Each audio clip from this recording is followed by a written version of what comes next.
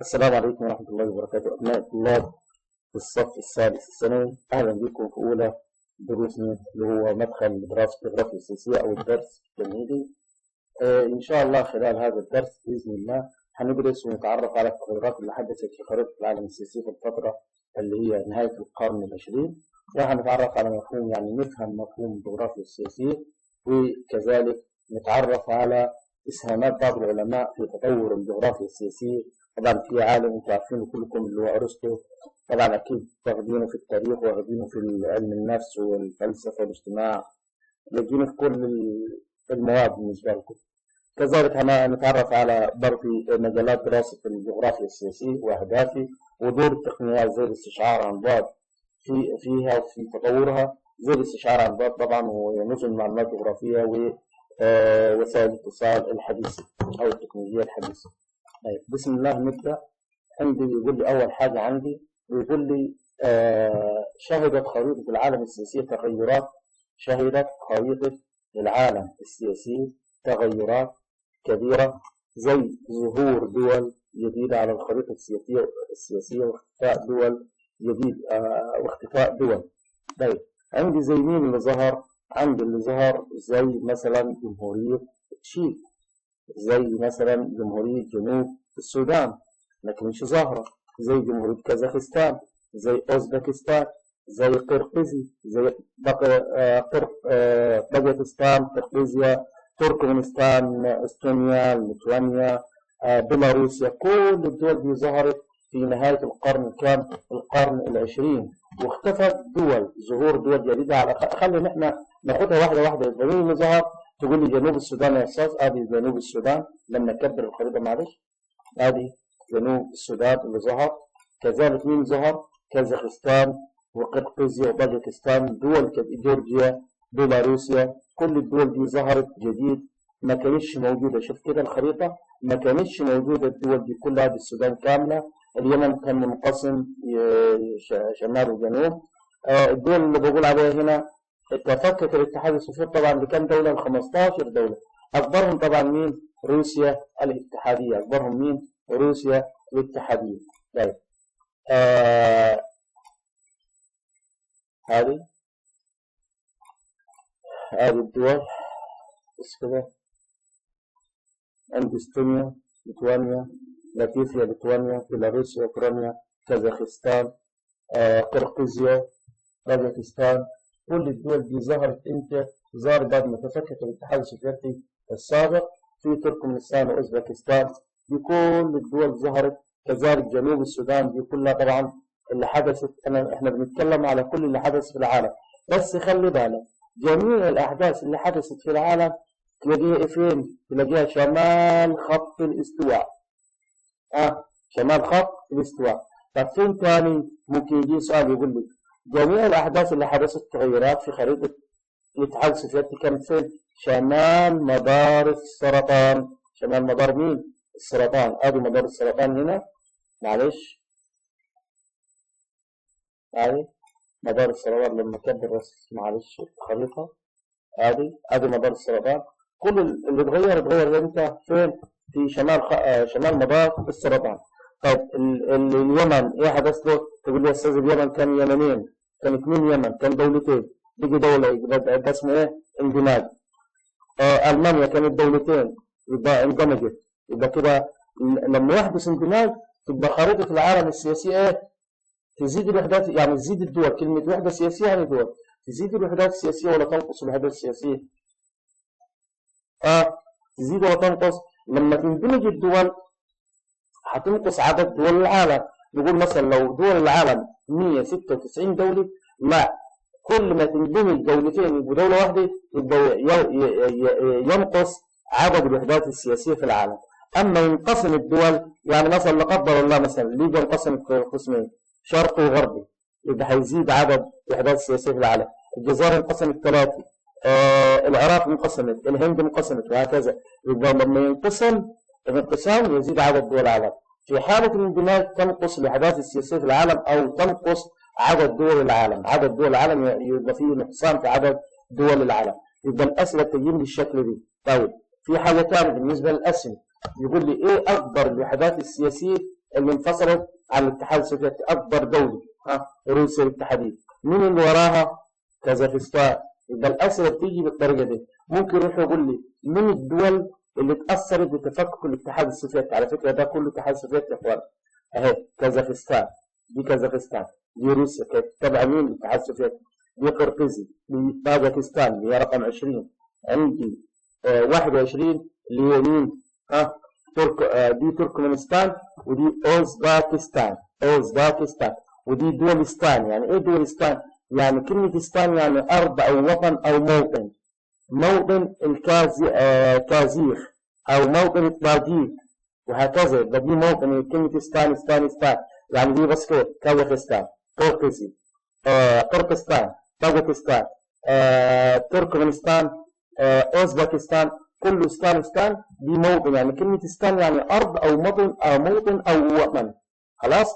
عندي هنا من الناحية دي برضه خلي بالك، ده البحر قزوين، ده بحر مين؟ قزوين.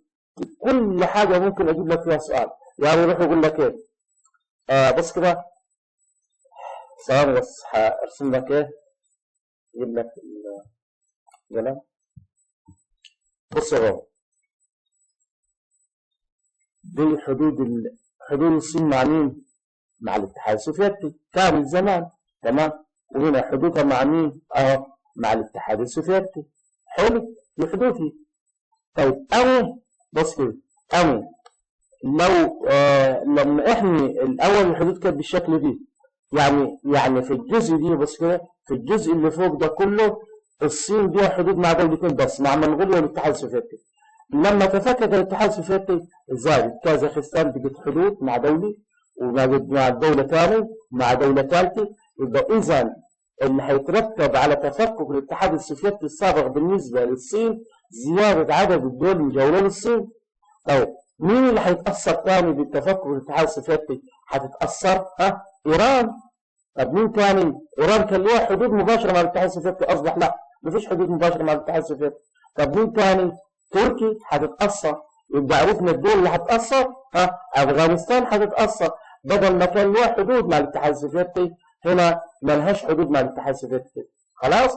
يبقى كان لها حدود لو دلوقتي أصبح حدودها مع مين؟ باكستان وتركمانستان الدولة دي، ومين ثاني؟ أوزباكستان. وأصبح الاتحاد السوفيتي ليس له حدود مع مين؟ مع أفغانستان. إيران كان لها حدود مع الاتحاد السوفيتي، أصبح ليس لها حدود. طيب برضه الحتة تحت البحر دي تخلي بالك، الحتة تحت البحر اللي هنا دي تخلي بالك إن كده كام دولي كانت تطل عليه. الأول كانت تطل عليه تقريبا ممكن نقول دولتين، اللي هي نقول إيران والاتحاد السوفيتي. أصبح دلوقتي بتطل عليه تركمانستان وكازاخستان وأوزباكستان وروسيا، شفت؟ وإيران. يبقى هنا خلي بالك للحتت الصغيرة دي هي الأسئلة. طبعا استحالة أنا هقول لك والله مين اللي تفكك ومين اللي ما تفككش ومين الدول اللي ظهرت. طبعا ده سؤال عبيط، سؤال سهل. فما تيجيش الأسئلة، تيجي الأسئلة في الحتت الصغيرة، في الثغرات اللي زي كده. معظم الدول انفصلت عن الاتحاد السوفيتي في الجنوب الغربي. في الجنوب مين؟ الغربي. بصوا يا شباب، بص كده، أنا هنا بس معلش أنا عاوز أمسح الحتة دي بس. خلينا ناخدها خط مثلا، دي خلينا ناخدها خط، ماشي، خلينا ناخدها خط. بص يا شباب، دي خط، دي كده الشمال، وكده دي الغرب والشرق. شباب ده شرق وده غرب وده شمال وده جنوب. أنا بيقول لي الاتحاد السوفيتي، خلي بالك مش العالم، هو بيقول لي معظم اللي تفكك في الاتحاد السوفيتي، الدول اللي تفككت معظمها تقع فين؟ بص كده، ده الاتجاه ده اسمه جنوب غرب، صح؟ يبقى في الجنوب الغربي. طب لو قلت بالنسبة لآسيا معظم اللي تفكك في آسيا قاعد فين؟ تقول لي قاعد يا أستاذ في الشمال. طيب في حاجة، حدث اندماج في قارة آسيا، حدث اندماج في قارة آسيا. في الاندماج ده حصل في قارة آسيا، تقول لي يا أستاذ في جنوب غرب آسيا، جنوب غرب آسيا. يبقى حدث اندماج فين؟ في جنوب غرب آسيا. يا أستاذ حدث اندماج ممكن أقول لك حدث التغيرات نتج عنها نقص الوحدات السياسية في العالم. أين هذه التغيرات حدثت فين؟ في جنوب شرق آسيا، جنوب غرب آسيا، شمال شرق آسيا، شرق الاتحاد السوفيتي، غرب الاتحاد السوفيتي. يبقى تخلي بالك من احنا بس كده الجغرافيا السياسية دي كلها عبارة عن اتجاهات وخرائط، لأن هي كلها خرائط. المنهج كله عبارة عن خريطة، عارف الدول وحدود الدول والكلام ده. عرفنا الأسئلة بتيجي ازاي؟ طيب اندماج دول، عرفنا الاندماج دول. مين الدول اندمجت؟ مين الدول اندمجت؟ في دولتين، ادي المانيا الغربيه، المانيا الشرقيه والمانيا الغربيه. على فكره المانيا الشرقيه كانت مواليه للاتحاد السوفيتي السابق، والمانيا الغربيه كان مواليه للكتله مين؟ الكتله الراسماليه بزعامه الولايات المتحده الامريكيه. اما الكتله الشرقيه مواليه وسياستها كلها للاتحاد السوفيتي السابق مع تشيكوسلوفاكيا مع يوغوسلافيا. كل الدول دي كانت تبع الكتله الشرقيه. الكتله الشرقيه يعني الكتله الاشتراكيه يعني الشيوعيه، كلهم بمعنى واحد، شيوعي يعني اشتراكي. طب ايه الاشتراكيه والشيوعيه؟ في نظرتين يا اخوانا، في نظرتين للمال والاقتصاد. في جماعه تحت. انا كنت بصراحه زمان يعني وانا ثانوي كنت ودايما يعني انا لغايه دلوقتي تابع لروسيا مثلا، تمام، لسياسه روسيا، بس بصراحه سياستهم الاقتصاديه خطا. هم الاشتراكيه اختصرها لك، الاشتراكيه معناها ان يعني الانسان كل ما يملك ليس له، كله ملك للدولة. يعني معاك عربية، معاك بيت، ممكن ما يحتاجش الدولة فهو ملك للدولة. يعني دي أبسط الأمور. يعني مثلا سيارتك ممكن عاوزها المصانع الحربية يحولوها لأي حاجة، الحديد اللي فيها. فدي من ضمن الأشياء يعني اللي صعبة جدا في روسيا. المهم يعني منهج الاشتراكية لا يساعد على الإبداع ولا يساعد على النمو الإنتاج، نمو الاقتصاد ولا زيادة الإنتاج، لأن هو ملك عام. أنت شوف المصنع عندنا في مصر لو كان ملك عام، شوف بيحصل إيه بالنسبة للموظفين وبالنسبة للفساد اللي بيه، لأنه يقول لك ده ملك للدولة ومش قطاع خاص ومش عارف إيه الكلام ده. طبعا ده كله للأسف ما ينفعش، في ناس ما ينفعش معاها، خاصة إحنا عندنا في مصر. طيب الجانب الثاني الرأسمالية. الرأسمالية يا إخواننا اللي هي التوسع في الملكية. خلي يكون عندك 1000 مصنع. ايلون ماسك شوف عنده الرصيد بتاعه وصل تقريبا ل 400 مليار دولار الشركات بتاعته. محدش هيكلم لانه هو مبدع، بيبدع ويصنع. ويبقى كده ساعد الرأسمالية، ساعد على الابداع وساعدت على وفرة الوظائف، وساعدت ان كل ما يجتهد الانسان هيترقى، وساعد كل ما يجتهد الانسان هيكسب مكاسب طبعا. طيب نرجع لموضوعنا. يبقى اندماج دول بعد انقسام اخرى. ايه اللي اندمج؟ اليمن الجنوبي واليمن الشمالي اندمجوا صاروا دولة واحدة. مين اللي انقسم؟ السودان انقسم الدولتين. مين اللي اندمج ثاني؟ في حالتين اندماج، خلينا نقول حالتين اندماج بس.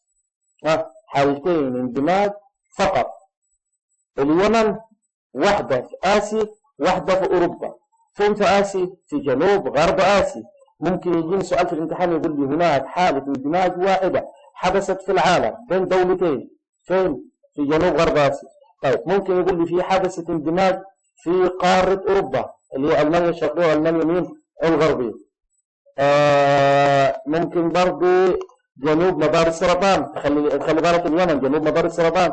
خلي بالك ألمانيا شمال ممكن في المناخ البارد. بس دي صعبة الأسئلة دي إنها ممكن تيجي هكذا. طيب هذه اليمن صارت دولة واحدة، السودان صارت دولتين أو أصبحت دولتين.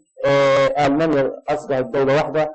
تشيكوسلوفاكيا تشيك بقت دولة تشيك لحالها ودولة سلوفاكيا لحالها. يبقى هنا في أصبح دولتين. يوغوسلافيا اللي جنب إيطاليا من الشرق. معلش كبر لك شوية عشان برضه الطالب غير المدرس في المواقف. عندي هذه كرواتيا، سلوفينيا، والبوسنة والهرسك، والجبل الأسود، وصربيا. طبعا دي مقدونيا، دي من زمان مقدونيا، تمام. اما تشيك ادي تشيك وسلوفاكيا. يبقى اصبح ايه؟ طيب هنا برضه ده كله كان تبع الاتحاد السوفيتي. استونيا ولاتفيا وليتوانيا ده كله كان تبع مين؟ الاتحاد السوفيتي. طبعا بدق في الخرائط. طيب اختلف توزيع القوى، اختلاف يعني في الفترة الأخيرة حدث التغيرات. بيقول لي اختلف توزيع القوى العالمية بغروب قوى عالمية وشروق أخرى. عاوز أنا لو جبت لك التاريخ من بداية العصر الفرعوني، لا مصر كانت قوية، ثم الإغريق، ثم الصين، الهند، بعد كده ظهرت مين؟ ظهرت هولندا واسبانيا والبرتغال، بعد كده ظهرت الامبراطوريه مين؟ الامبراطوريه البريطانيه. لو تفتكر لو خدنا مع بعض الامبراطوريه اللي كانت غايبه عنها الشام. بعد كده ظهرت مين؟ اول ما جت فتره الحرب العالميه ظهرت قوتين، ظهرت قوه روسيا، وظهرت قوه مين؟ روسيا وامريكا مع بعض في نهايه الحرب العالميه مين؟ الثانيه، روسيا وامريكا مع بعض. بعد كده روسيا سقطت في نهايه القرن العشرين، وظهرت مين؟ ظهرت الصين. يبقى هنا لماذا انهار الاتحاد السوفيتي؟ في اسباب طبعا هناخدها ان شاء الله فيما بعد، تمام؟ مش دلوقتي بس عشان ما يكون الزمن حصه كبير عليك. يبقى لماذا انهار الاتحاد السوفيتي؟ ممكن سؤال يا اخواننا هنا على الجزئيه دي، ممكن سؤال في ضوء تحليلك لمفهوم؟ لا، خلينا نقول انا عارض على خريطتين مثلا واقول لك استنتج شهدت منطقه جنوب شرق البحر الاحمر. حط في ذهنك مين جنوب شرق البحر الاحمر؟ طبعا اليمن. فهنا بيقول لي النتيجه اللي حدث تناقص عدد دول الجناح العربي الاسيوي، ولا تناقص مساحه دول الجناح العربي الاسيوي، ولا زياده مساحه دول الجناح العربي الاسيوي، ولا زياده عدد دول الجناح العربي الاسيوي؟ احنا قلنا حاله اندماج، يبقى الاندماج هتاخد ايه؟ تناقص عدد دول الجناح العربي الاسيوي. تمام. طيب اهو طبعا بعد ما انهار الاتحاد السوفيتي سنه 1990 91 خلاص الهيمنه الامريكيه على العالم، وصار العالم قطب اوحد. ايه قطب اوحد؟ يعني امريكا هي بقت شرط العالم، اصبحت هي اللي تتكلم وهي اللي تحكم وهي اللي تتحكم في المنظمات الدوليه زي مجلس الامن الدولي والامم المتحده، وكل حاجه في يد مين؟ امريكا. هيمنت على العالم اقتصاديا وعسكريا وسياسيا، حتى ثقافيا بالافلام بتاعتهم، الاعلام بتاعهم اللي هو قناه CNN وBBC وكل حتى في قنوات عربيه بتاخد الاوامر من مين؟ من الولايات المتحده الامريكيه. طبعا القنوات العربيه مش عندنا طبعا، انتوا عارفين انا اقصد مين. المهم في السنوات العشر الاخيره من القرن العشرين حدثت تغيرات سريعه تمثلت في اتحاد المانيا الشرعيه، يبقى ده اندماج. يبقى هنا كده بص كده في الحته دي ايه اللي لو جاتني الفقره دي كده في الامتحان قال لي حدث اتحاد المانيا، يبقى ده اندماج. طب الاندماج ايه اللي يحصل؟ يحصل تناقص عدد دول الوحدات السياسيه او تناقص عدد دول العالم، صح؟ وانهيار حلف وارسو. حلف وارسو اللي هو حلف عسكري، تمام؟ طبعا هندرسه بالتفصيل، مش عاوز اتكلم عشان زمن الحصه زي ما قلنا. وتفكك الاتحاد السوفيتي تفكك ل 15 دوله، تمام؟ طولها 15 دوله منها روسيا وبيلاروسيا، تمام؟ اوكرانيا. تفكك اتحاد يوغوسلافيا تفكك ل6 دول، وانفراد الولايات المتحده الامريكيه كقوه عظمى زعامه العالم سياسيا واقتصاديا، ويطاردها على القمه قوى عالميه اخرى كمين؟ كاليابان والمانيا والصين من الناحيه الاقتصاديه. منذ مطلع القرن العشرين والحادي والعشرين اصبح الصين القوه الاقتصاديه الثانيه، بتطارد امريكا القوه الثالثه. احنا بصراحه كوكب الصين ده حاجه رهيبه اصبح. كما تحاول روسيا كواريث الاتحاد السوفيتي العوده روسيا الاتحاديه اللي هي بزعامه بوتين او فلاديمير بوتين، كما بالعوده مره ثانيه كقوه عظمى، وفي الطريق قوه اخرى كالهند ومين والبرازيل. على فكره الهند برضه مش سهله. طيب يا اخواننا بص كده العالم اصبح في حلفين، ده موجود لغايه النهارده. حلف ده انا كاتب لك الشريحه، تمام؟ الحلف ده موجود لغايه النهارده. شوف من سنه 1949 يضم 31 دوله. خلي بالك ده اسقط ليبيا واسقط العراق. او يغرك الاعلام مغيب الناس. طبعا في تركيا، خلي بالك ده حلف اهو، بص الرمز بتاعه، وموجوده في مين؟ موجوده في تركيا. انضمام السويد ليه طبعا، واللون الازرق، اللون الازرق الفاتح ده دول الحلف 31 دوله. طيب بص الحلف الثاني كان هندي بس خلاص مش موجود. مش موجود اللي هو الحلف ده. روسيا طبعا ده شعار ستالين وشعار شيوعي، اللي هو يعني المنجر اللي هو الشغل والعمل، تمام؟ والثاني تحت المصنع اللي هي المرزبه دي في المصنع، ودي شعار النجمه الحمراء او الجيش الاحمر، تمام؟ ودي هنا بولندا المفروض. والمهم كانت الدول دي كلها بص كده دي كلها بقول عليها مين؟ بقول عليها اوروبا الشرقيه. كانت طبعا مين؟ لحلف وارسو. طبعا تفكك الحلف خلاص وانتهت الموضوع، يعني الموضوع خلاص انتهى للاسف، تمام؟ طيب من الدول اللي تاثرت حدوثا من تفكك الاتحاد السوفيتي الصين وافغانستان وتركيا وايران، صح؟ خلاص تركيا وإيران والصين، تمام، أو أفغانستان، خلينا نقول لغاية أفغانستان وتركيا وإيران كان لهم حدود مباشرة مع الاتحاد السوفيتي. طبعا خلاص ما فيش في دول تفصلهم خلاص دلوقتي، تمام. بس ممكن إيران بحريا يعني في بحر قزوين. أما الصين في الجزء الشرقي من حدود شمال شرق الصين له حدود مع روسيا بس.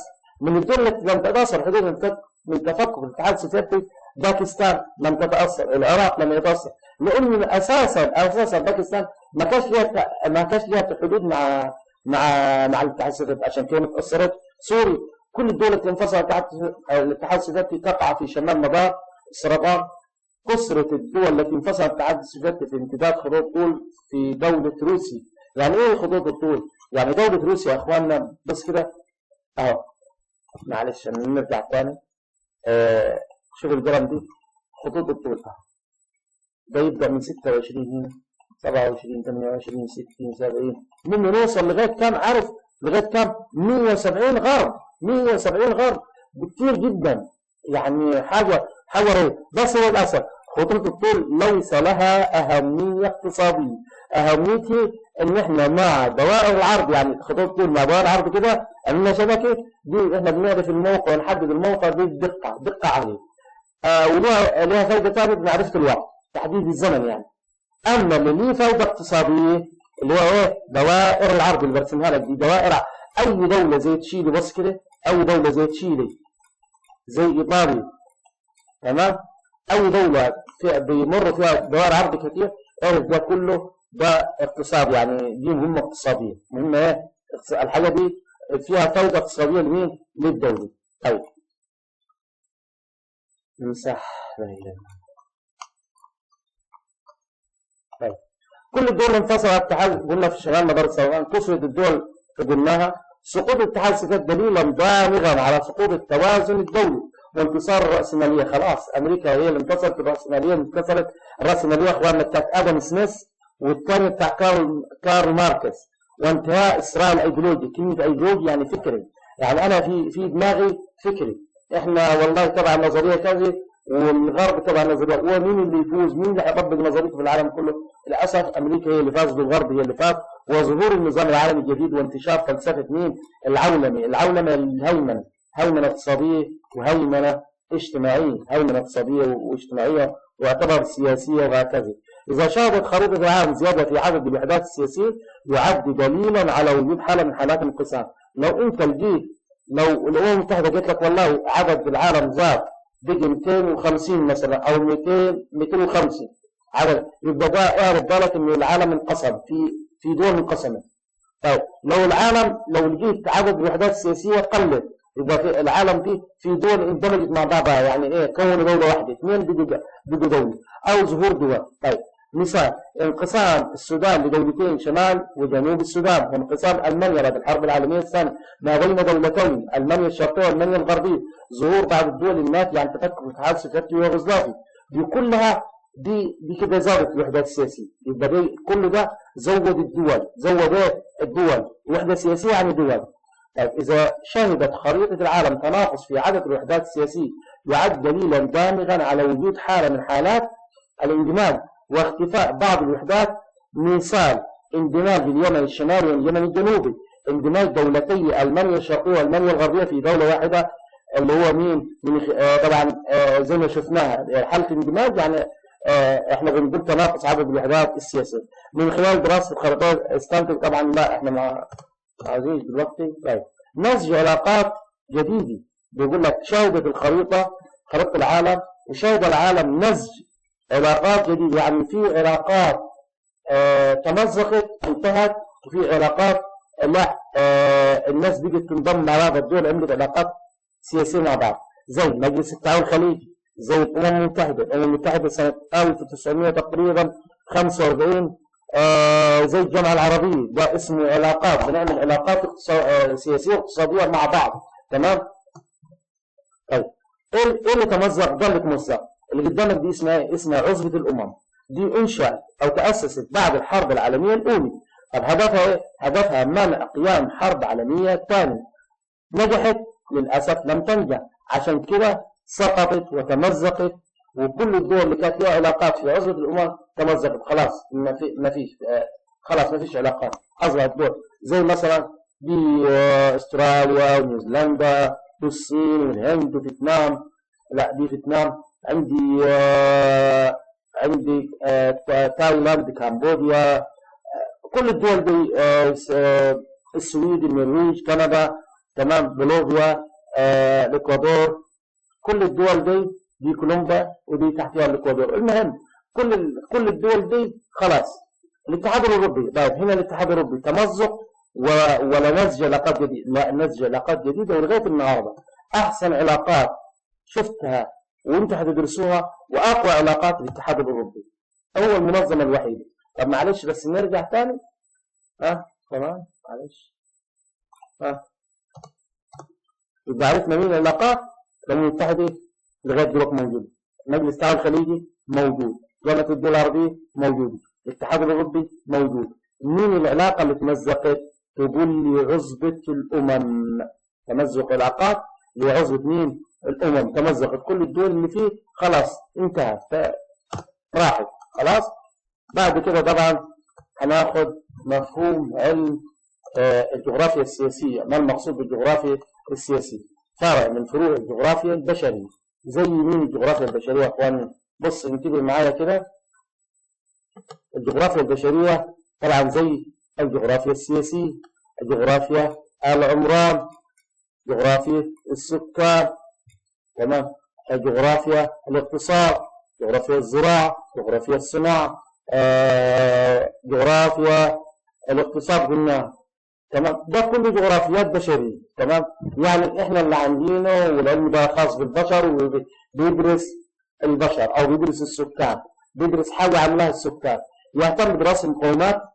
علم الجغرافيا السياسيه دي بشري، بيهتم بدراسه المقومات الجغرافيه. المقومات الجغرافيه طالما هو جغرافي هيكون طبيعي وبشري، تمام. ايه الطبيعي؟ طب انا ليه بدرس الحاجات دي؟ بدرس عشان اتعرف على مين؟ اتعرف على قوة الدولة. انا عاوز اتعرف على قوة الدولة. انا ليه بدرس الحاجات دي؟ الجغرافيا السياسية كل هنعرف الدولة القوية والدولة الضعيفة. ازاي اعرفها؟ نيجي هنا مثلا اقول لك الدولة س صاد والدولة س، نعمل جدول كده ونقول مثلا انا عاوز اعرف اي دولة. مثلا اقول لك والله مين الاقوى يا محمد؟ مين الاقوى؟ منغوليا ولا طاجكستان؟ منغوليا ولا؟ طيب نروح لمنغوليا مثلا، نقول المساحي، نشوف المساحة، السكان، الموارد، قدرة السكان على استغلال الموارد، ونشوف نعمل جدول ونشوف المساحة والموارد، ونشوف مثلا الأنهار، الزراعة، معلش الزراعة، الصناعة، وهكذا. خلاص يبقى أنا بعرف القوة البشرية دي، القوة الطبيعية البشرية، عشان أعرف قوة الدولة. طيب تمام. طيب فروع الجغرافيا، معلش أنا عرفت من كتبتهم المهم احنا خدناها في أولى ثانوي. الجغرافيا الطبيعية، الجغرافيا البشرية. طبيعي زي جغرافيا البحار والمحيطات، وجغرافيا المناخ، جغرافيا التضاريس، البشري، السكان، السياسة، العمران، وهكذا. الحاجات دي احنا خدناها فبلاش. طيب ده تنظيم يا اخواننا، ده اسمه تنظيم الدولة. اننا نقسم الدولة للمحافظات، والمحافظات تتقسم لمراكز، والمراكز لقرى ونجوع، واقسمها تقسيم اداري عشان كده انا اعرف ادير الدولة ايه كويس. هنا طيب انا لما اعرف الدولة قوية، تمام، قوية. انت لو رئيس او رئيس وزراء او مستشار الالماني، وقدامك بص كده قدامك نقول مثلا المغرب ومصر والكونغو، ونشوف المقاومات والاقتصاد بتاع الثلاثة، اقتصاد ثلاث دول، عشان ألمانيا تعمل علاقات معاه وتضمه مثلا. أو خلينا نقول مجموعة البريكس. مجموعة البريكس 5 يا اخوانا: الهند والصين وجنوب افريقيا وروسيا والبرازيل. بس دول الخمسه، تمام. والله عايزين يضموا ناس جديده، عايزين يضموا دول جديده. هيختاروا الدول الضعيفه والدول القويه. اكيد هيختاروا الدول القويه. طب انا الدول القويه اللي هعمل علاقات جديده معاها، لازم اعرف انا عشان اعرفها يعني لازم ادرس جغرافيا سياسيه، لان هي اللي بتديني بتعرفني بتقول لي مصر دي قويه اقتصاديا وقويه سكانيا وقوه الموارد وعندها زراعه وعندها نهر وهكذا. الكلام ده هيساعدهم يعمل تبادل تجاري وتكامل بينهم ما بين بعض. عشان كده يا اخواننا بس كده التنظيم الداخلي يقصد تنظيم الدوله محافظات داخليه، محافظات. الدوله بقسمها لمين؟ لمحافظات، المحافظات لمراكز. التقسيم ده يا اخواننا بيساعد اللي هو بيدير الدوله على اداره الدوله بطريقه جيده. تمام. وتاثير ذلك انا لما ندرس القوه الطبيعيه والبشريه والتنظيم الداخلي تمام يؤثر في قوتها السياسيه. تخيل ان مصر يا اخوان تكون خامس دوله اقتصاديا، هتكون لها كلمه سياسيه قويه في العالم كله مش في افريقيا بس. يبقى بقى كل ما تكون الدوله قويه طبيعيا وبشريا وعندها مقومات وقوة اقتصادها وقوة عسكرية هيكون لها كلمة قوتها السياسية. يبقى قرارها السياسي بس كده قرارها السياسي يكون صعب.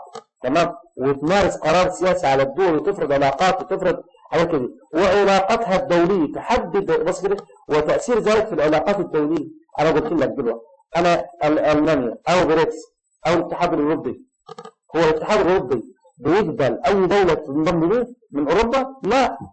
الأول كان سهل، دلوقتي لا. عشان تقبل دولة ولا تقول لي اعمل كذا في حقوق الإنسان واعمل كذا مش عارف واقتصادي وقوي المصانع واعمل مش عارف تقشف عشان انت تبقى قوية زينا وتاخد العملة الأوروبية ونفتح السياحة ونفتح كل حاجة ونفتح الحدود معاك. لازم انت تعملي 1 2 3. عشان اعمل علاقات يا بابا لازم يكون انا قوي اقتصاديا. اهو دول الاتحاد الاوروبي الاول كانوا 8 تقريبا كانوا 6، بعد كده اصبحوا كام؟ تقريبا 28 دوله تقريبا. تمام. 28 حاجه زي كده والله. المهم مش موضوع. المهم يا بابا كل دول طلعت منهم بريطانيا طبعا خرجوا. تمام. كل دول يا بابا عشان يعمل علاقات يدخل واحده وسطيهم كده ويعمل علاقه لازم اجيب مين القوي اقتصاديا. يعني مثلا لو كان فاضل 7 دول في اوروبا ما انضموش للاتحاد الاوروبي هيشوف اللي هتنضم لازم تكون دوله عندها موارد قويه اقتصاديا. طبعا دي الموارد معلش دي كلها انتوا واخدين الحاجات دي. الموقع الجغرافي ده حاجه طبيعيه، الموارد المائيه دي حاجه طبيعيه، المواد الخام دي حاجه طبيعيه، المناخ، التربه، كل دي حاجات طبيعيه في الدوله. مقاومات طبيعيه، مقاومات البشريه، موقع جغرافي طبيعي، سكان بشري، قوة تنظيمية بشري. خلي بالك قوة تنظيمية بشري. المناخ والمساحة والتضاريس والنظام الطبيعي والقوة العسكرية لغاية هنا ده طبيعي. القوة العسكرية بشري. يبقى كم حاجة بشري هنا؟ طلع من دول كده أو قوة عسكرية بشري، سكان بشري، قوة تنظيمية بشري. الموقع الجغرافي النظام الطبيعي والتضاريس والمساحة والمناخ ده كله كله طبيعي. طيب هنا بس كده عناصر دي في العمل المقاومات البشرية قيمة مهنية. يعني الناس الهند والصين يا اخواننا، الهند والصين فيتنام ماليزيا اندونيسيا بيقدروا قيمة العمل، التدريب، العمل الجماعي. على فكرة العمل الجماعي دي مطلوب جدا دلوقتي. حتى لما تروح الامارات او يقول لك العمل في فريق، بيدربوا اولادهم على العمل في فريق. العمل في فريق يا اخواني الكل والواحد، الكل للواحد والواحد للكل. دي نظريه بس مش هشرحها دلوقتي. تمام. الخبره والكفاءه، الخبره والكفاءه. طيب انا بس شويه يا اخواننا بس عشان ناخد شويه اسئله في الاخر بس. طيب ممكن ناخد على الجزئيه اللي فاتت دي بس كده، على الجزئيه اللي فاتت معلش، الجزئيه اللي فاتت ناخد سؤال. بيقول لك تدور تحليلك لمفهوم الجغرافيا السياسيه استنتج دراسه المحافظات المصريه فعبر عن. انا بدرس المحافظات المصريه تعبر عن. والله هي موجوده بص موجوده هنا في الجزئيه دي. تعبر عن العلاقات الدوليه والتنظيم الداخلي والمقاومات الدوليه والمشكلات السياسيه. طبعا هتاخد مين؟ التنظيم، القوه التنظيميه او التنظيم الداخلي. تنظيم مين؟ الداخلي. بعد كده هناخد نتعرف على علماء اللي طوروا علم مين؟ الجغرافيا. هندرس العلماء اللي طوروا علم الجغرافيا. مين العلماء يا اخواني؟ هندرس اول واحد اسمه مين؟ اسمه ارسطو. اسمه مين؟ ارسطو. والعلم الواد الشاطر هيقول لي طبعا ده علم اليونان، يبقى ده تبع المدرسه اليونانيه او تبع المدرسه الاغريقيه او تبع المدرسه الاوروبيه، ممكن تجي لك باي صيغه. طب ولد فين؟ اليونان.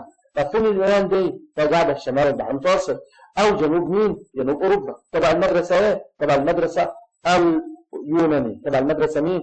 اليونانية. تناول في مؤلفاته، خلي بالك كل كلمة يا بابا هنفسرها بالظبط.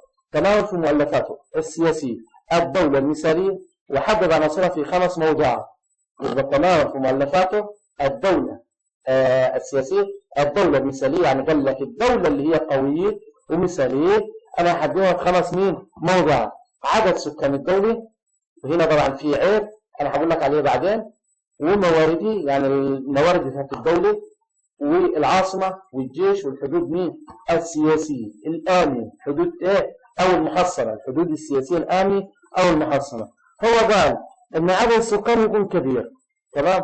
وقال لازم عدد السكان يكون عنده القدرة على توظيف الموارد أو اللي هو استثمار الموارد. يبقى الاثنين دول مكملين لبعض. ده شرط عند أرسطو، ده شرط عند أرسطو. قال لك إن عدد السكان لازم يكون عنده القدرة على استثمار الموارد، يكون عنده القدرة على إيه؟ على استثمار الموارد، وده شرط عند مين؟ عشان تكون الدولة قوية. وأنا بقول لو أنا قلت لك مين سكان فاعلين ولا موارد، أنا بصراحة لازم يكون سكان فاعلين.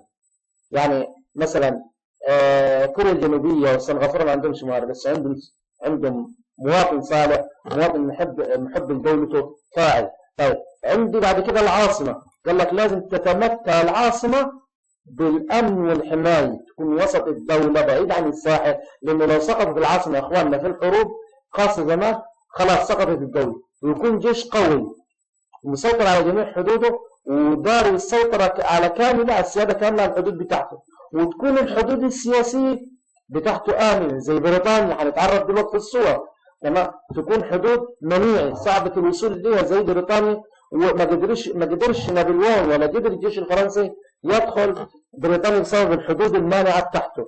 يبقى عدد السكان يكون سكان كتير، تمام، وعنده موارد، بس قال لك لازم تكون السكان عندهم القدرة على استثمار الموارد. زي مين يا عم؟ لو اتكلم أرسطو من الدول يقول لي والله لو هو قاعد معانا دلوقتي هيقول لك الصين والولايات المتحدة الأمريكية الاثنين بيستخدموا زي ما بقول بيحولوا التراب لذهب. تخيل التليفون اللي في ايدك، تليفون ممكن يعدي فيه تليفون يعدي 100,000 جنيه، شوية حديد شوية ألمنيوم نحاس فايبر كله، لو بصيت عليه يبقى حول التراب لذهب. هنا يبقى ايه؟ لأن المواطن فاعل، مواطن فاعل ذكي بحث علمي بيحب بلده وهكذا. عند العاصمة لازم تكون العاصمة ايه؟ بص كده، العاصمة أول حاجة سهولة الوصول، بوصل لها بطريق نهري، وتكون تتمتع بالحماية والأمان. شوف القاهرة فين والبحر المتوسط فين. طيب ايه تاني؟ قال لك الجيش لازم يكون جيش ايه؟ لازم جيش قوي ويسيطر على كل حدود الدولة، يسيطر على كل ويفرض السيادة بتاعته على كل حدود مين؟ الدولة. تشابهت أفكاره مع أهداف الجغرافيا السياسية، سقطت نظرية الحدود المانعة في الفترة الأخيرة بسبب مين؟ بسبب طبعا التطور العسكري التكنولوجي زي ما هنشوف في الصور دلوقتي. تمام؟ شوف الصواريخ الحرب الإيرانية. طبعا يصور لك بعد إخواننا احنا خلاص امتحانات ثالثة ثانوي امتحنوا امبارح امتحان الجغرافي كانت سهلة جدا. فأنا بصور لك بعد الحرب الفترة اللي خدت مناوشات 12 يوم بين إسرائيل وبين شوف الصاروخ بتاعت إيران بتعدي على العراق وتعدي على الأردن وتعدي على سوريا وتضرب الكيان الصهيوني. تمام؟ وده كده الحدود الآمنة أو المحصنة خلاص. إيه السبب؟ التطور التكنولوجي، تطور الحرب. يبقى هنا الحدود دي الحدود الآمنة قال لك خلاص انتهت، لأن خلاص دلوقتي أنت شوف روسيا عاملة صواريخ والصين عاملة صواريخ بتعدي كام ألف كيلو. تمام؟ حدد قوة مدى قوة الدولة أو ضعفها كمركب سياسي، عدد سكان مواردها واقتصادية، العلاقة بينهم. إيه العلاقة بينهم؟ يعني لازم السكان عندهم القدرة على استثمار الموارد. كل الموارد اللي قدامك دي أنا أحولها أستثمرها، أستفيد منه. الفحم والله طلع منه، أشغل منه محطات الكهرباء، أصنع منه الحديد يعني كوقود، أحصل على طاقة عشان أشغل الأفران بتاعت انصار الحديد. الشمس أستفيد منها في الطاقة الشمسية. المي أولد الكهرباء واستفيد منه. الذهب أطلعه ويكون في ضمن المركز. الوقود الحفوري أو الحفري زي سواء اللي كان متجدد زي الأسينار اللي هو بنطلعه من مين؟ من قصر السكر، وخدناه فين؟ خدناه في سنة ثانية ثانوي. وغير متجدد زي البترول والغاز الطبيعي. طيب الحديد بطلع منه، والله أنا بطلع منه حاجات أصنع عربيات، صواريخ، أسلحة، الحيوانات بستخدمها في كل المجالات وهكذا. يعني انتوا الموضوع ده احنا جايبينه قبل كده. يبقى هو هيحول لي كل موارده، يحوله ويستثمرها لي ويستفيد وينعش الاقتصاد بتاعه. ناقش موضوع الحصون السياسيه الامني اللي قلنا عليها من شويه. الحدود الامني زي ما هتشوفوا في الصوره بعد شويه اهو. بص كده عدد السكان هم الصوره دي اهو. هنا عندهم القدره السكان، عمل لي توربين تحت الميه وتوربين فوق الميه، واعمل لي خلايا شمسيه، واعمل لي مراوح الرياح. كل حاجه استفاد من الرعي، استفاد من الزراعه، استفاد من القطن، استفاد من الثروه الحيوانيه، كله استفاد واستثمر. هنا برضه يعملوا مصانع كثافه العمال. تمام. هنا الصين شوف عملت ايه، الصين وصلت لايه. بس انا عاوز اغير بسرعه شويه. تمام. عندي برضه نفس الوضع الحدود الامن محصنه، حدود امن زي دي سواحل بريطانيا يا اخوان. طيب هنا برضه المناخ، الصوره تعبر عن المناخ. شوف الجو جميل هنا. تمام. فالمناخ كل ما يكون الدوله مناخها معتدل يبقى هتزيد قوه العمل ويزيد الاقتصاد وتبقى الدوله قويه. ده كله اتكلم عليه مين؟ خلي بالك اتكلم عليه ارسطو. تمام. زي حوض البحر المتوسط في كم حضاره؟ حضاره قرطاج والحضاره المصريه القديمه وحضاره فينيقيا وحضاره الاغريق وحضاره الرومان. يبقى قامت حضارات عديده بسبب ايه؟ المناخ. لو المناخ درجه حراره عاليه جدا يقل الانتاج، لو المناخ بارد جدا يقل الانتاج. يبقى فينيا دي بريطانيا يا اخواننا حدودها محصنه كانت، ودي طبعا زي ما انت شايف كده. وهنا البحر مين؟ البحر المتوسط. في الحضارات اللي قبل البحر المتوسط هنا فينيقيا، هنا المصريه، هنا الاغريق، هنا الرومان، هنا قرطاج. كلها دي حضارات قامت بسبب مين؟ المناخ. خلاص؟ طيب عبد الرحمن بن خلدون، معلش احنا هنطول شويه. عبد الرحمن بن خلدون أضاف كثيرا للفكر الجغرافي. مقدمته الشهيرة طبعا مقدمة التاريخ ركز فيها على أهم ظاهرتين في البناء السياسي. تمام. ركز على أهم ظاهرتين طبعا اللي هي مين؟ القبيلة والمدينة. وضع الإعبار العام الذي ورد باسم دورة الحياة الدولة، وهي مين؟ النشأة والشباب. النشأة يا أخواننا اللي هي مين؟ الولادة. النشأة اللي هي مين؟ احنا بنقول مرحلة التكوين والظهور. النشأة، التكوين ومين؟ والظهور. يبقى بسرعة كده آدي هنا خلي بالك القبيلة والمدينة. مين أي مكان يمثل المنطقة دي؟ شبه جزيرة العرب حاليا. تمام. هي اللي فيها الحاجات دي. وقال لك الدولة لازم تمر بكم مرحلة؟ 1 و2 و3 و3 و4. طب النشي قال لك التكوين والظهور، تتكون الدولة وتظهر، تتكون وتظهر. طب الشباب قال لك مرحلة القوة والاندفاع، القوة والانتفاع والتوسع. يندفع يعني غير متزن، يعني نقول متهور في القرارات بتاعته ممكن. طيب النضج، الاتزان، خلاص انا توسعت كده ومتزن. طب الاضمحلال، السقوط والانحلال وخلاص الدولة سقطت. طيب بس كده. النشأة شبهوها بمين؟ ممكن شبهوها ببناء الرسول للدولة الإسلامية في المدينة. بناء الرسول للدولة الإسلامية في المدينة. طب الاضمحلال سقوط، بس كده، سقوط الدولة العباسية على يد المغول، أو سقوط الاتحاد السوفيتي السابق في نهاية القرن مين؟ العشرين. خلاص يا اخواني. يبقى هنا ادي القبيلة والمدينة دي ممكن نشبهها بشبه الجزيرة العربية القديمة، شبه الجزيرة العربية. ودي جبت لك صورة يعني من دولة الرسول صلى الله عليه وسلم، ودي صورة من مين؟ من المغول لما دخلوا واسقطوا الدولة العباسية. يبقى الاضمحلال المرحلة الرابعة ممكن يجيني في الامتحان يقول لي سقوط الدولة العباسية او دخول التتار والمغول للدولة العباسية. تمام. يمثل اي مرحلة من مراحل دورة الحياة عند ابن خلدون. يبقى المرحلة الرابعة. طيب بناء الرسول صلى الله عليه وسلم، هجرته وبناؤه للدولة الإسلامية في المدينة يمثل أي مرحلة؟ مرحلة النشأ. تحدث عن عوامل قيام الدولة ونهضتها وسقوطها. تمام؟ طيب ماشي. طب الراجل ده يتشابه مع مين يا اخواني؟ يتشابه مع راتزل. يتشابه مع مين؟ يتشابه مع راتزل. طب مين راتزل؟ راتزل قال لك ان الدولة بتمر بثلاث مراحل. الراجل ده قال لك بتمر بكم مرحلة؟ طبعا النشأة وقال لك الاضمحلال والكلام ده. نفس ابن خلدون. يبقى يتشابه ابن خلدون مع مين؟ مع راتزل. أكد أن البيئة الطبيعية تأثيرها على البناء السياسي للوطن العربي طبعا. طيب ناخد بعد كده مين؟ ناخد راتزل، فريدريك راتزل. طبعا انا جبت لك الصوره بتاعته، جبت لك علم الماني، يبقى ده تبع المدرسه الالمانيه او تبع المدرسه الاوروبيه او تبع المدرسه الغربيه، تجي لك باي صيغه. وضع اول مؤلف علمي يحمل اسمها الحالي. يعني كل الكلام اللي احنا بندرسه ابن خلدون بيقول لك مقدمه التاريخ مش الجغرافي. تمام؟ بس تحدث عن الدوله. نفس الوضع ارسطو ما تكلمش وقال لك والله الجغرافيا السياسيه. مين اللي وضع مؤلف علمي يحمل نفس الاسم بتاعها؟ اللي هو مين؟ فريدريك راتزل. اعتبر الدوله بمثابه كائن حي تنطبق عليه القوانين الميلاد. الميلاد اللي هي النشأة يعني الميلاد اللي هي النشأة. النمو اللي هو نقول النضج. تمام؟ وعندي بعد كده مين؟ الوفاء اللي هي الاضمحلال. يعني كده هو يتشابه مع مين؟ مع ابن خلدون. يتشابه مع ابن خلدون. يبقى تشابه آراءه مع ابن خلدون في مرحلة تطور الدولة باعتبار الدولة كائن حي تمر بثلاث مراحل: ميلاد ونمو ونشأة. الميلاد ونمو ووفاء. ركزت آراءه على الخريطة السياسية تشكلت نتيجة مين؟ نتيجة الحروب.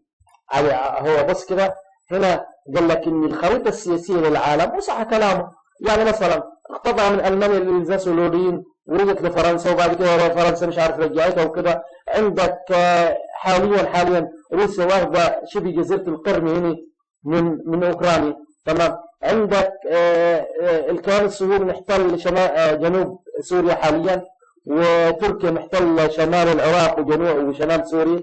يبقى اخواننا الصراع العسكري هو اللي بيرسم الخريطة السياسية. يبقى يا اخوان أرى أن الخريطة السياسية تكونت وتشكلت نتيجة الحروب.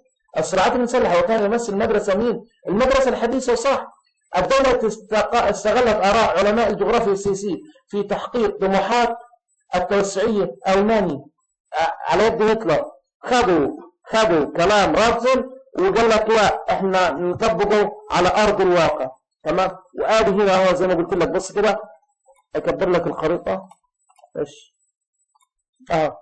هنا طبعا المانيا توسط شرقا وتوسط غربا. يا اخواننا المانيا احتلت حتى شمال افريقيا احتلت فيها المانيا. تمام؟ فالخريطه السياسيه للعالم نتيجه للصراع. نتيجه لمين؟ للصراعات والحروب. ادي المانيا شوف وصلت لمين؟ لموسكو، للينجراد.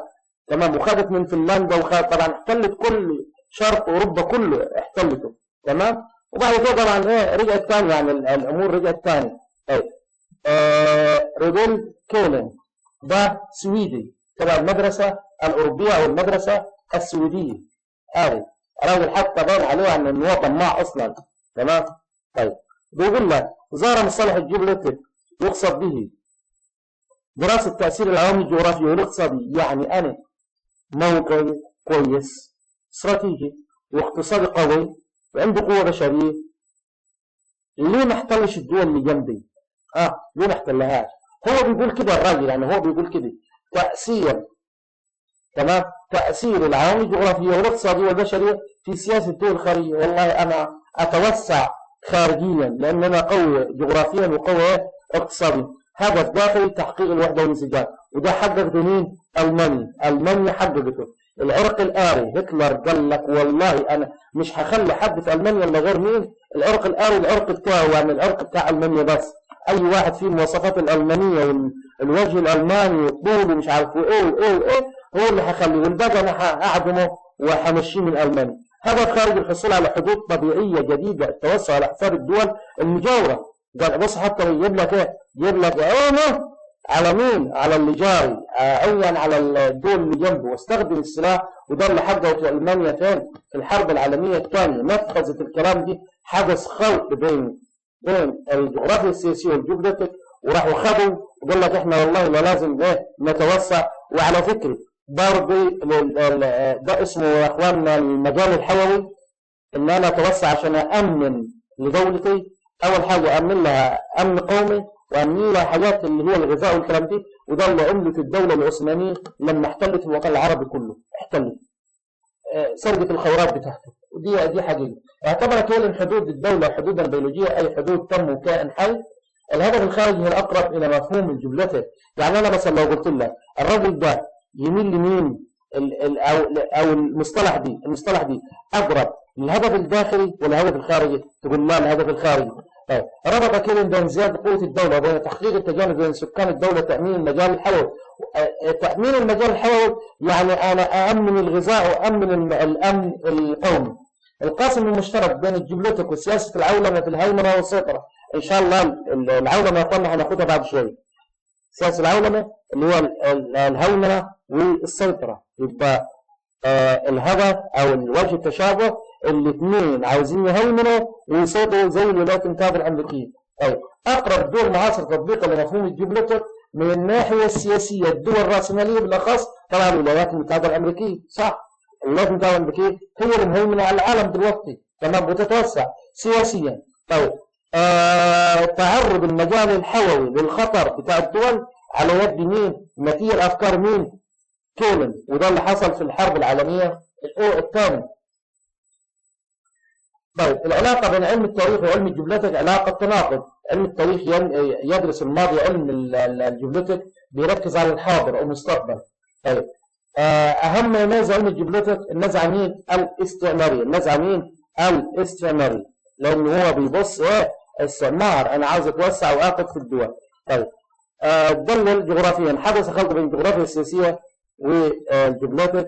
حدث خلط بين الجغرافيا والجيوبوليتيك خاصه في الفتره ما قبل الحرب العالميه الاولى لغايه الحرب العالميه الثانيه، حيث اعتقد البعض انها علما واحدا، وظهر ذلك من خلال التوسع. مين اللي طبق الجيوبوليتيك يا اخوان؟ مين؟ العلماء مين؟ القاده مين؟ تقول لي القاده الالمان. القاده مين؟ القاده زي رومن ده ثعلب الصحراء اللي هو كان حبيب هتلر، وتقريبا هو اللي ماشي معاه ده وبيأيده في كل ما يتخذ من قرارات. يبقى هنا نقول مين اللي طبق افكار الجيوبوليتيك؟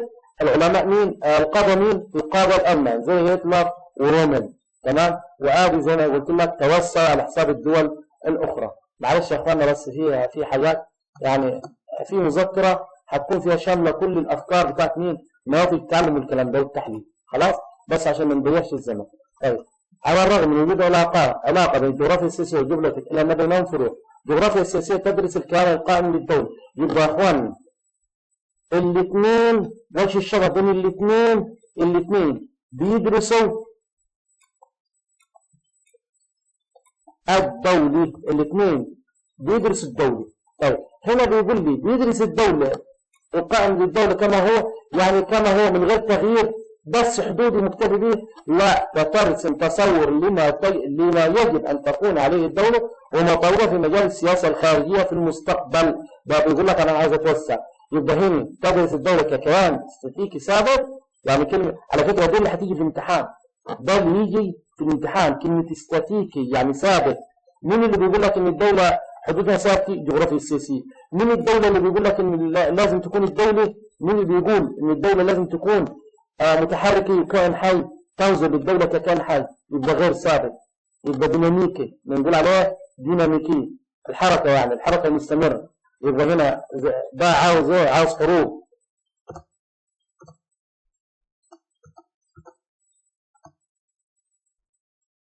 فسر استنباط تطور الجغرافيا السياسية بسبب التغيرات اللي طرأت على خريطة العالم السياسية. طبعا هنا يا اخواننا لو جبتها من هنا، بريطانيا كانت محتلة الجزء دي، راحت الجزء دي بريطانيا ثابته، وراحت الدول دي منفصلة 3 دول سنة 1947. باكستان الشرقية اللي هي بنجلاديش، باكستان الغربية اللي باكستان الحالية، وراح ثابت لهم خازوق هنا اسمه مين؟ اسمه كشمير. ثابت لهم مشكلة اسمها مين؟ اسمها كشمير. وانتم طبعا اكيد من كام يوم او من كام شهر سمعنا الحرب، يعني في مناوشات على طول من سنة 1900 نقول 47 في مناوشات، بسبب ان طبعا انا هحكيها بالتفصيل لان احنا هندرسها بالتفصيل. خلاص مش محتاج نتكلم عليها. ضربي دي بيجت بدل ما هي دولة واحدة بيجت دولتين. هنا الاتحاد السوفيتي فكك ل 15 دولة، ففكك ل 15. يبقى التغيرات دي هي اللي خلت علم الجغرافيا السياسية أصبح علم عالمي، أصبح علم عالمي. علاقة علم الجغرافيا السياسية بغيره من العلوم، قال لي علم الجغرافي له علاقة بالعلوم. علم التاريخ يا اخوان انا عشان ادري انا ارجع شويه، معلش كده ارجع شويه بالله عليكم. ايه اللي خلاني انا عرفت المشكله دي؟ لان في التاريخ مكتوب ان باكستان وباكستان الشرقيه والغربيه كانوا دوله واحده، وان هم كلهم على بعض كانوا دوله واحده في الاول. الثلاثه الهند وباكستان وبنجلاديش دوله واحده، كل ده خدناه في الطريق. يبقى مين؟ وقلت لك انا لسه جاي لك مين اللي ترك مشكله كشمير؟ بريطانيا. يبقى أنا الكلام ده كله جبناه من مين؟ جبناه من التاريخ. يبقى علم التاريخ بيساعد الجغرافيا السياسية في حل المشكلات السياسية في العالم. فهمنا يا اخواني؟ طيب علم السياسة، العلاقات الدولية، علم السياسة، علم العلاقات الدولية، ده كله هنا. الراجل اللي اسمه نابليون لما جاء مصر، تمام، ده بندرس المشكلات. يعني حاجات كثيرة بنرجع لعلم مين؟ التاريخ. يتعامل الجغرافي يستشهد بصفحات تاريخ ونسير في استخدام المبادئ وضع الأسس تفسير المشكلات الجارية وتحليلها. برضه هنا علم السياسي بيبحث، طبعا الجغرافيا السياسية أو علم السياسي بيبحث في المشكلات السياسية. لو كبرت لك الحتة دي بيبحث والله يشوف المشكلات اللي حادث في العالم، السياسة العالمية والكلام دي. فعلم السياسة يهتم بسياسة وسيادة الدول، بينما يركز الجغرافيا السياسية على دراسة القوى، وده علم العلاقات مين؟ العلاقات الدولية. كل مجموعة من الدول بتعمل علاقات مع بعض، علاقات دولية مع بعض. إن نظام العلاقات الدولية نتائج لابد أن تستخدم من قبل الجغرافي السياسي بالإضافة الكثير من النظريات. طيب.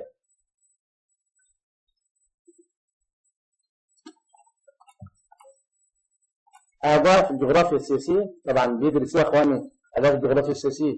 بنتعرف على قوة الدولة من خلال مواردها، زي التعريف مواردها الطبيعية والبشرية. دي الموارد الطبيعية في الدولة، ودي الموارد البشرية في الدولة. قوتها التنظيمية وقوة المواطنين وقوة العاملين. يبقى دراسة الوحدة من حيث ملامحها الجغرافية والبشرية.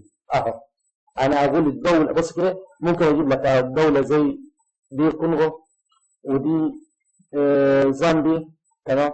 والله أقول لك مين اللي أقوى، زامبيا ولا الكونغو؟ طب أنا عشان أعرف الحاجة دي لازم أعمل مقارنة بالاثنين، المساحة، الموارد، عدد السكان فاعلين ولا غير فاعلين، تمام. تحديد عناصر القوة والضعف للوحدات السياسية. تحديد بناء عليه بالله عليكم أنا دلوقتي أحدد الدولة ضعيفة ولا قوية بناء على مين؟ بناء على المقومات الطبيعية والبشرية. يبقى أنا أجيب أي دولة أقدر أعرفها من خلال أنا أقارن بين المقومات الطبيعية اللي فيها والمقومات البشرية، تمام. بحلل تحليل موضوعي، بحلل التجمعات الإقليمية تحليل موضوعي. إيه موضوعي؟ يعني صادق. لو فيها عيب أقول والله فيها عيب. تحليل التجمعات الإقليمية تحليلا جغرافيا موضوعيا. بشوف عدد الدول واحلل، والله اقول الجامعه العربيه دي ما عندناش مشكله، ما عندناش حل لفلسطين.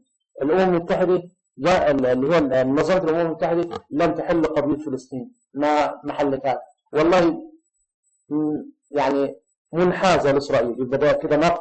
يبقى انا بقول الصراحه كلمه موضوعي يعني تحليل موضوعي، يعني تحليل صادق. بقول والله دي منظمه الامم المتحده ما حلاش مشكلات كثيرة خاصة بالمسلمين وخاصة بالعرب كمان، خلينا نقول الصح، تمام. هنا بيقول لك التعريض للمشكلات السياسية تحليلها اقتراح حلول مناسب، زي مشكلة طابة في مصر. هي مشكلة طابة بين طابة والكيان الصهيوني، بين مصر والكيان الصهيوني، وحلناها عن طريق مين؟ الجغرافيا السياسية بالتعاون مع علم التاريخ، بالتعاون مع علم التاريخ، تمام. مشكلات اللي كانت بعد الحرب العالمية مين؟ الثانية في أوروبا. مشكلة كشمير بنستعين بعلم التاريخ. كل ده بنستعين بعلم مين يا اخواني؟ بعلم التاريخ. توفير البيانات والمعلومات لاتخاذ القرارات السياسية والعسكرية ذات الأبعاد المكانية الجغرافية. خلاص يا اخواني؟ يبقى زي حرب أكتوبر، والله عشان أنا آخذ قرار حرب أكتوبر ده قرار سياسي وعسكري. يبقى مين اللي هيوفر لي البيانات؟ الجغرافيا السياسية. يبقى الجغرافيا السياسية بتوفر بيانات ومعلومات عشان يتخذوا القرار. مين اللي هيتخذ القرار؟ رئيس الأركان والرئيس أنور السادات والعلماء والخبراء العسكريين هم اللي هيحفظوا قرار الحرب بتاع حرب مين؟ حرب اكتوبر زي ما انت شايف في الصوره. تمام. المشير اسماعيل او احمد اسماعيل وعبد المنعم رياض تقريبا ومجموعه من العسكريين والخبراء اتخذوا قرار حرب مين؟ حرب اكتوبر. يبقى بناء على مين اللي قدم لهم المعلومات يا اخوانا عشان يتخذوا الحرب وينتصروا؟ يبقى الجغرافيا السياسيه تقدم البيانات والمعلومات لاتخاذ قرارات سياسيه. يعني ممكن لو تجينا صوره في الامتحان، صوره ايه؟ صوره العبور بتاع حرب اكتوبر، يقول لي الصوره دي مين اللي ساعد على اتخاذ القرار فيه؟ طبعا الجغرافيا مين؟ الجغرافيا السياسيه.